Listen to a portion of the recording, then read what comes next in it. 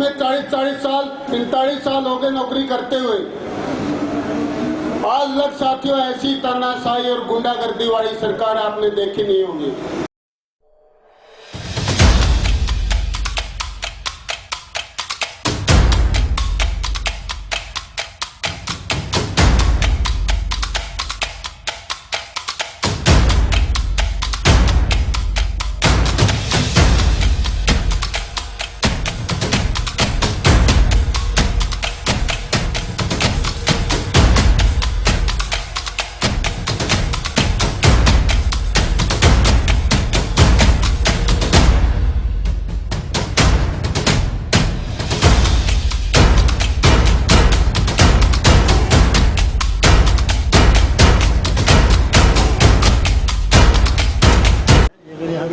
मेरे बड़े भाई धर्मेंद्र सिंह राही जी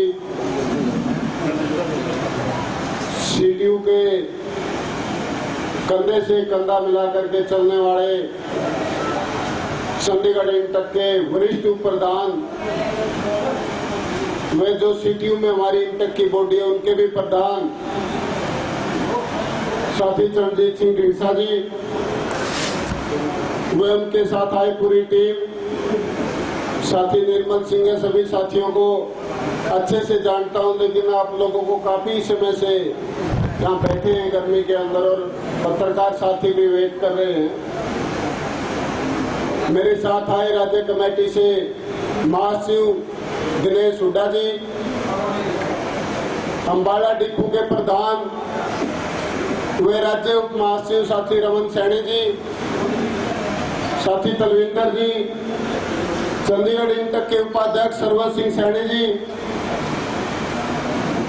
साथी सूरजबान जी, वे मेरे एक एक बहादुर साथियों, चंडीगढ़ डिपो के क्रांतिकारी साथियों, आपका अपना समय छोड़ के, कीमती समय छोड़ के आने पे दिल की गहराइयों से आपका धन्यवाद, हार्दिक अभिनंदन।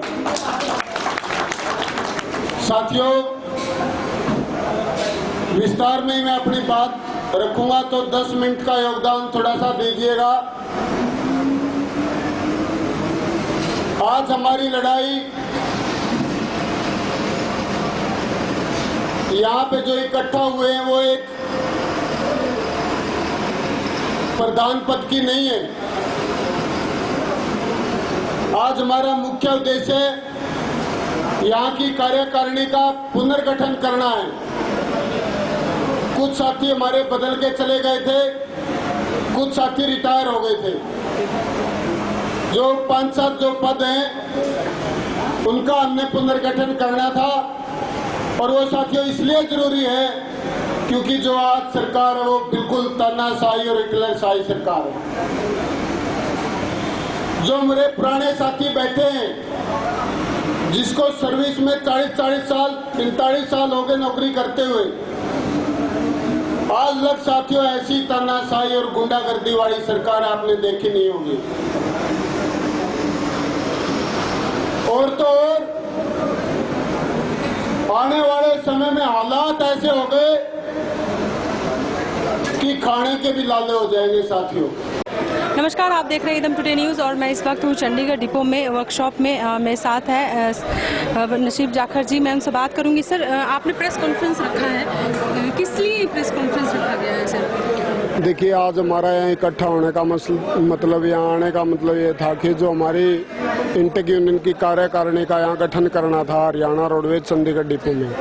जो Haryana roadways worker union registered number 1 जो संबंधित इंटक है, उनके जो नवनियुक्त प्रधान साथी शमशेर सिंह को हमने बनाया है, और जो 5-7 साथी जो इधर उधर बदल के दूसरे डिपो में चले गए थे, उनको भी हमने 5-7 पदों पे नवाजा है। दूसरा हमारा मकसद ये था कि जो लंबित पड़ी हमारी मांगे काफ़ी समय से लंबित है, सरकार आए बार जब मीटिंग करते हैं तो हमारे को लॉलीपॉप दे देती है।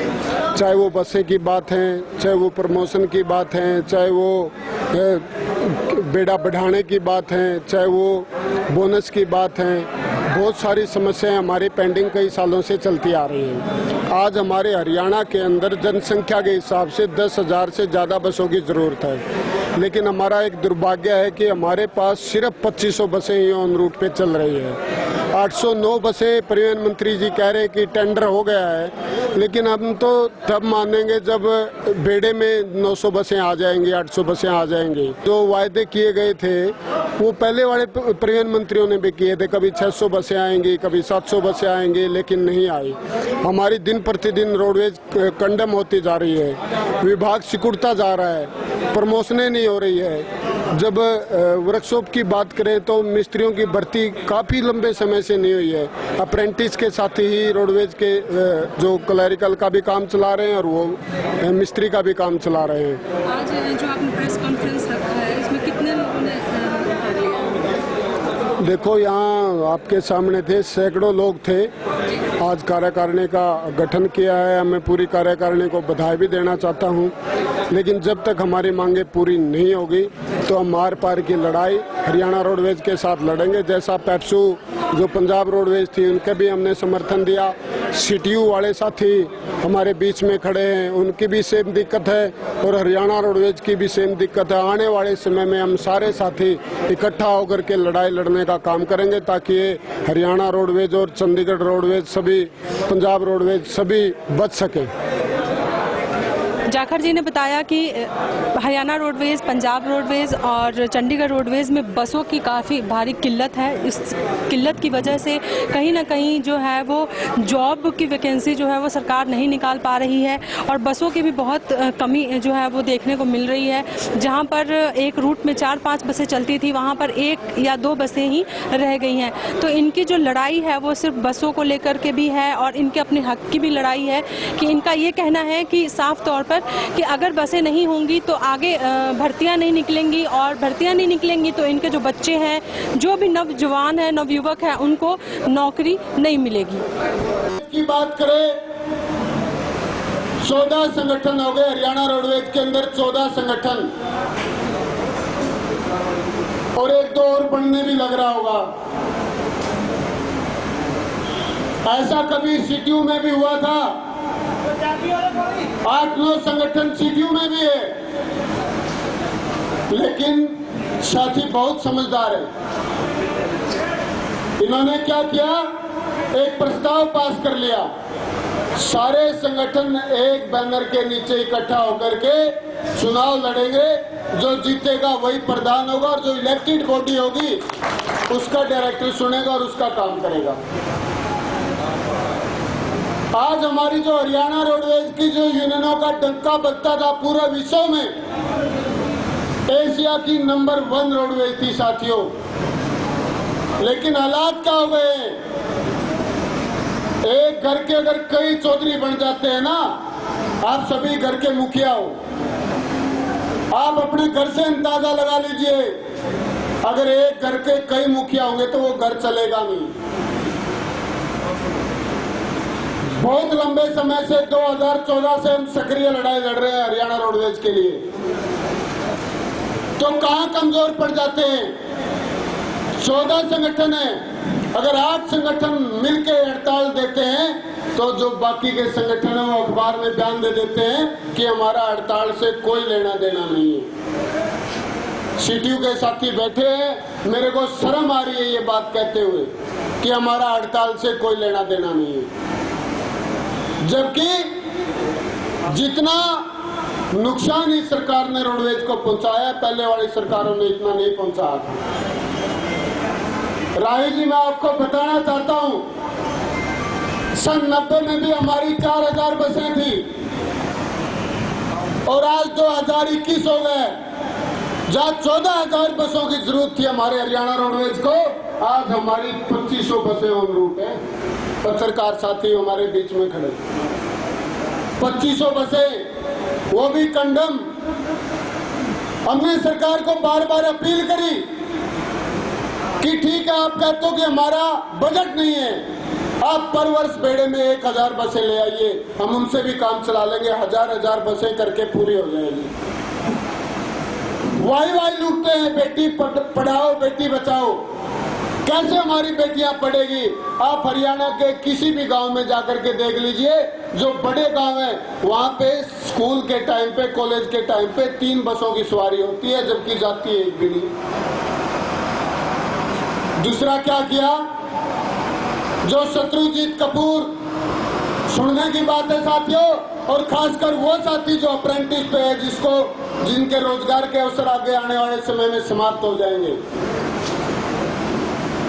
एक बस के साथ 7 रोजगार मिलते हैं, चाहे वो चालक है, चाहे वो परिचालक है, कलरक है, हेल्पर है, मिस्त्री है। तो साथियों बेड़ा तो घट के हमारा 2500 का रह गया। इसीलिए वर्कशॉप में भर्तियां नहीं हो रही। अगर आज अप्रेंटिस के साथी ना हो यहाँ काम करने के लिए, तो पूरे हरियाणा में मिस्त्री नहीं है, ये हमारे मैकेनिक नहीं है, हमारी हरियाणा रोडवेज की बसें खड़ी दिखाई देंगी। अप्रेंटिस के साथियों ने पूरा इस रोडवेज को चला रखा है। बहुत कम मिस्त्री हैं। मिस्त्रियों की प्रमोशन नहीं हो रही है लंबे समय से। ठीक है, लड़ाई लड़ते हैं, संगठन अपने अपने तरीके से लड़ते हैं।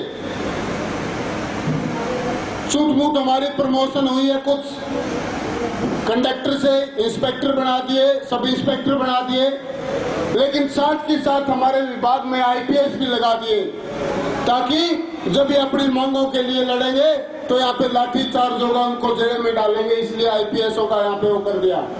शत्रुजीत कपूर को लगाना सिर्फ ही हरियाणा रोडवेज को निगम में बदलना था साथियों, क्योंकि जो पहले आईएएस अधिकारी लगते रहे हैं उनको कहीं ना कहीं देखना पड़ जाता था जब हमारे झंडा उठा करके यूनियनें लड़ाई लड़ती थी। लेकिन आज जो टीसी साइड में है वो सारे के सारे आरटीए वो लगा दिए, डीएसपी, और शत्रुजीत कपूर को बदल करके फिर दूसरी डीएसपी मैडम लगा दी, एसपी मैडम लगा दी। तो ऐसा कब तक चलेगा? ये हमारे को साथियों जागने की जरूरत है। कमजोर करने का प्रयत्न हमारे साथ हो रहा है। मैं कहता हूं आज कोई संगठन आए मैदान में, हम दिल से साथ देंगे, खड़े होकर के साथ देंगे, लेकिन कम से कम अगर कोई संगठन स्ट्राइक करता है तो कम से कम उसका साथ निभाना चाहिए। अगर साथ नहीं निभा सकते तो उल्टे पुल्टे बयान भी नहीं देने चाहिए साथियों।